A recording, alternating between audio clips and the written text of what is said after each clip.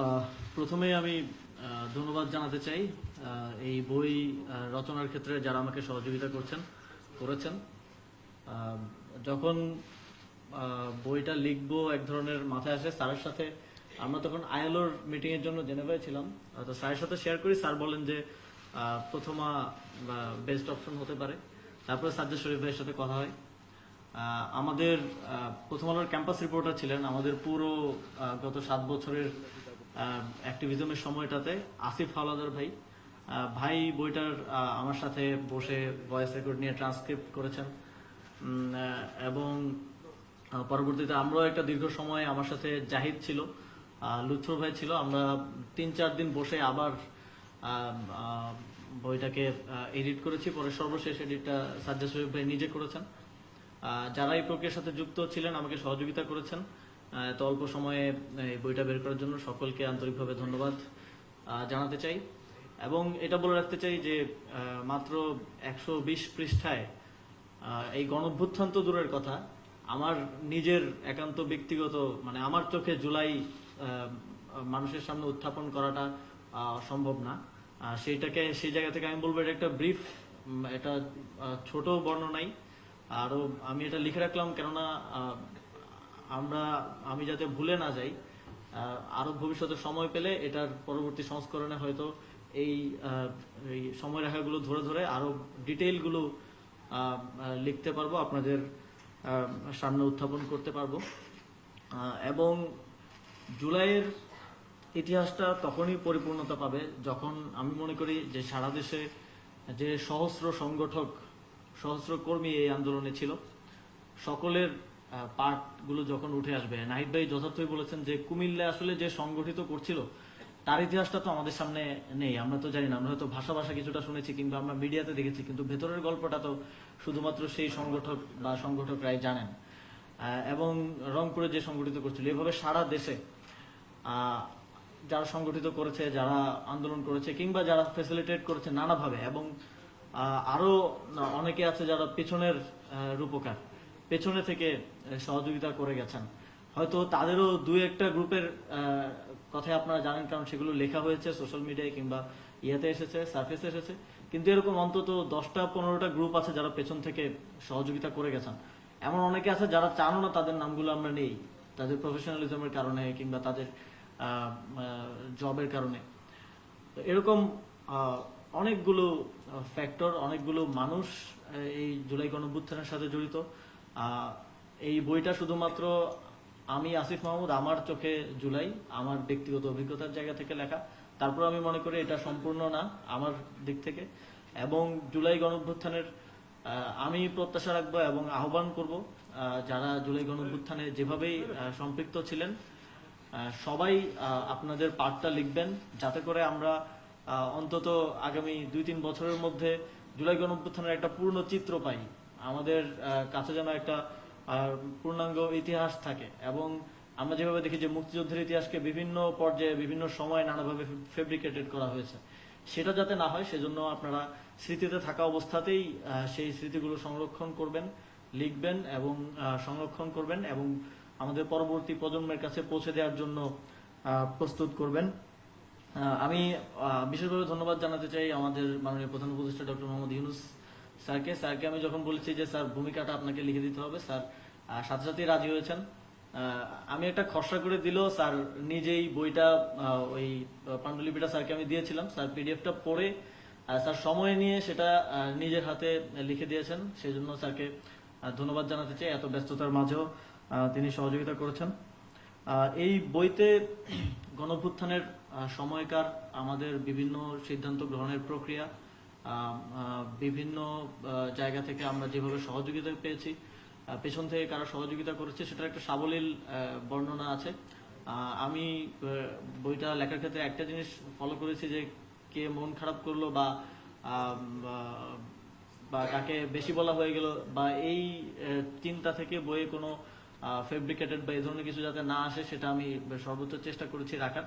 তবে যেহেতু আমি বলছি যে এটা একটা ছোট বর্ণনা, এখানে অনেকের নামই আসেনি, আবার অনেকের কথাই আমিও হয়তো ভুলে গিয়েছি।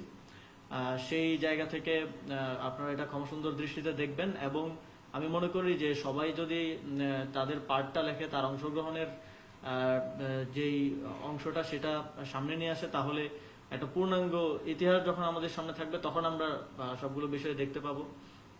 এবং এই গণঅভ্যুত্থানটা সফল হওয়ার পিছনে একমাত্র কারণ হচ্ছে আমি মনে করি মানুষের স্বতঃস্ফূর্ত অংশগ্রহণ। আমাদের জায়গা থেকে আমরা সর্বোচ্চ যেটা করতে পেরেছি যে মানুষের কথাগুলোকে আমাদের মুখ দিয়ে বলা কিংবা সামনে থেকে সেটাকে ড্রাইভ করে নিয়ে যাওয়া। কিন্তু যখন আমরা ক্যাম্পাসে আক্রমণের শিকার হলাম কিংবা শিকার হব অবস্থা, তখন থেকেই কিন্তু আমরা আহ্বান জানাচ্ছি প্রাইভেট বিশ্ববিদ্যালয়ের শিক্ষার্থীদের, আমাদের বিভিন্ন ভিডিও বার্তায় কিংবা মিডিয়ায় বক্তব্য দেওয়ার সময়, কর্মসূচি ঘোষণা করার সময়, মাদ্রাসার শিক্ষার্থীদের, স্কুল কলেজের শিক্ষার্থীদের, কারণ আমরা বুঝতে পারছিলাম যে ক্যাম্পাস থেকে আমাদেরকে ক্র্যাকডাউন করে সরিয়ে দেওয়া হলে তারাই আন্দোলনটাকে জীবিত রাখতে পারবে। আমাদের নিরাপদ সড়ক আন্দোলন সহ অন্যান্য আন্দোলনের অভিজ্ঞতা এটাই বলে।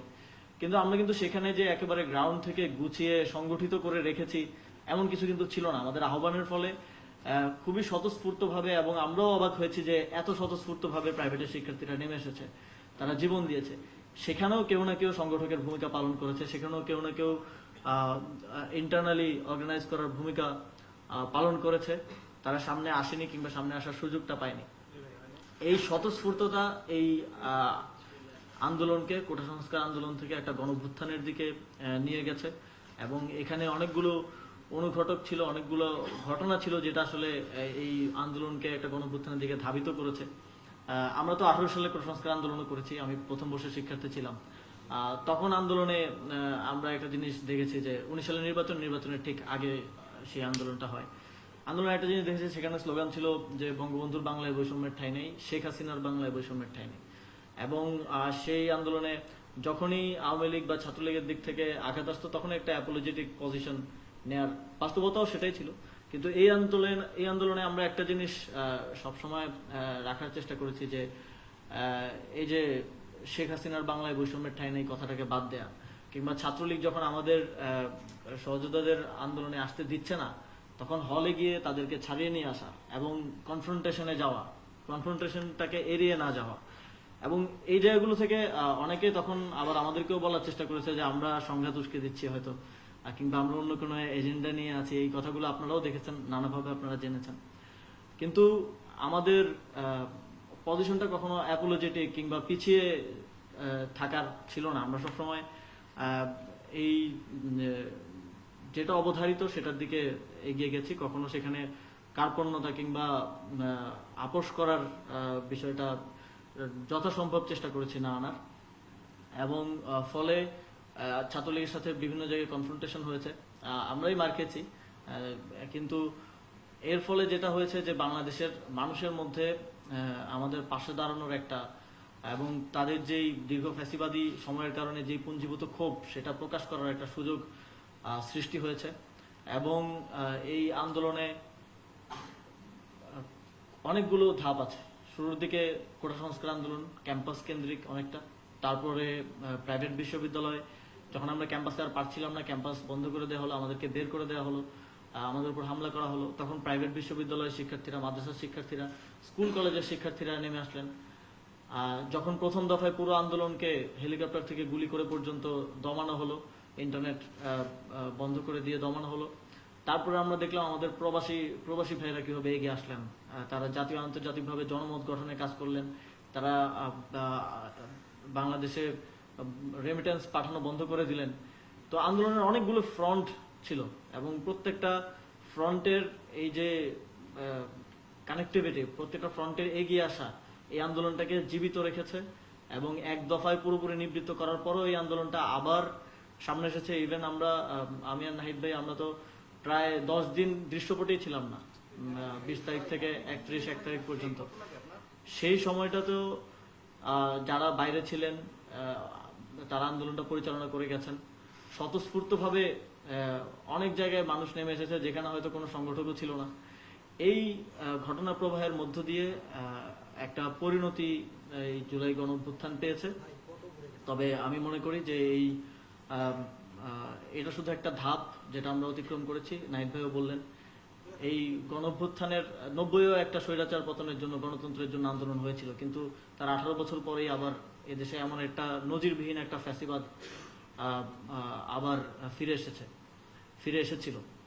ফলে আমরা যদি এই গণঅভ্যুত্থান পরবর্তী বাংলাদেশটাকে একটা দীর্ঘমেয়াদী একটা সুন্দর কাঠামোগত সংস্কারের মধ্য দিয়ে এই অভ্যুত্থানের ফসলটা মানুষের জন্য দীর্ঘমেয়াদে সংরক্ষিত করতে না পারি, তাহলে আবারও কোনো না কোনো ফরম্যাটে ফ্যাসিবাদ কিংবা স্বৈরাচার ফিরে আসার সুযোগটা থেকে যাবে।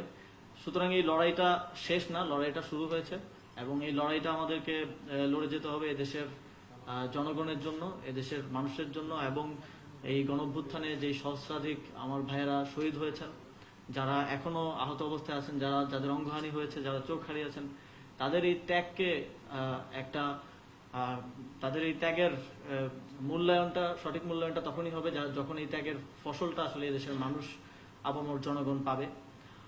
এবং আমি আবারও এই বই লেখার ক্ষেত্রে যারা আমাকে সহযোগিতা করেছেন তাদেরকে ধন্যবাদ জানাতে চাই এবং আহ্বান জানাতে চাই যে আপনাদের যার যার জায়গা থেকে আপনাদের অংশগ্রহণ এবং আপনাদের ভূমিকা নিয়ে আপনারাও লিখবেন, যাতে করে আমরা এই গণঅভ্যুত্থানের একটা পূর্ণাঙ্গ চিত্র পাই। আমি ব্যক্তিগতভাবে পড়তে চাই, জানতে চাই যে আসলে বেরোবিতে আন্দোলনটা কিভাবে সংগঠিত হয়েছিল, সেখানে ইন্টারনালি কিভাবে ডিসিশন হচ্ছিল, কিংবা রাজশাহী বিশ্ববিদ্যালয় কিভাবে হয়েছিল, জাহাঙ্গীরনগর বিশ্ববিদ্যালয় একটা রণক্ষেত্র হয়ে গিয়েছিল, সেই ইতিহাসটা আমি নিজেও পড়তে চাই, জানতে চাই, এনলাইটেড হতে চাই এবং আপনাদের এই লেখার মাধ্যমে, বলার মাধ্যমে, সার্ফেসে নিয়ে আসার মাধ্যমে সারা বাংলাদেশের মানুষ এবং পরবর্তী প্রজন্ম এই গণঅভ্যুত্থানকে পড়তে, লিখতে এবং জানতে পারবে, এই প্রত্যাশাই ব্যক্ত করছি এবং আপনাদের সকলকে আজকে আসার জন্য ধন্যবাদ জ্ঞাপন করে আমার বক্তব্য শেষ করছি। ধন্যবাদ।